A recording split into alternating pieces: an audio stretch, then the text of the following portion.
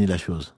Le prophète alayhi salatu wa salam était tellement honnête qu'il nous a ordonné de ne pas cacher ce qu'on a dit. Il a dit également qu'il faut payer l'employé avant que sa sueur ne sèche. Je dis ça à beaucoup d'entrepreneurs. Je ne dis pas qu'il faut les payer tous les jours, les employés tous les jours. Si le contrat c'est par mois, c'est par mois. Mais on ne va pas retarder la paix d'un employé donc, qui attend c'est ça, la sueur de son front, donc qui va envoyer ça, qui va nourrir sa famille, qui a des projets, qui a peut-être des dettes, qui a peut-être veut investir pour ses parents ou pour quelqu'un d'autre. Il ne faut pas faire attendre l'employé. Ça, c'est très, très important. Quitte à s'endetter pour éviter de faire de l'injustice. Parce que c'est son droit. Une fois qu'il a fini son travail, il faudrait le payer. Et ça, c'est très important, surtout aujourd'hui et ici.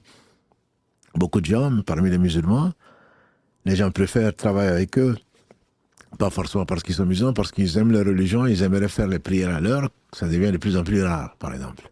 On engage ça, donc on pense d'avoir fait une faveur. C'est pas une faveur. Dieu nous a éprouvés, il nous a donné l'occasion de pouvoir aider quelqu'un à adorer Dieu. Donc il n'y a pas meilleur cadeau. Il n'y a pas meilleur cadeau. Donc tu aides ton frère ou ta sœur à pouvoir satisfaire son Seigneur, c'est pourquoi il a été créé. Donc ils le prennent comme si c'était une faveur qu'on t'accorde. Parce que tu peux prier à l'heure, et encore, il faut le faire vite. Alors, ils se permettent de tricher sur les heures, ils se permettent d'exploiter leurs frères et sœurs, ils se permettent des bas-coups, ils se permettent de trahir leurs promesses, etc., etc. Donc, certainement, le prophète, alayhi salatu wassalam, quand il promettait, on le verra peut-être, comme il le disait, les caractéristiques d'un hypocrite sont de trois. On reconnaît plutôt l'hypocrite à trois caractéristiques. Quand il parle, il ment.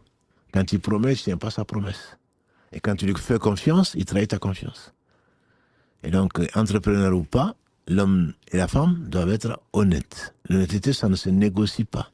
Il n'y a pas je suis honnête avec certaines personnes et pas avec d'autres, musulmans ou non musulmans. Là, il faut vraiment... Celui qui est malhonnête, très certainement le paiera ici-bas déjà, parce que Allah ne va pas bénir son commerce, ne va pas bénir ses affaires, et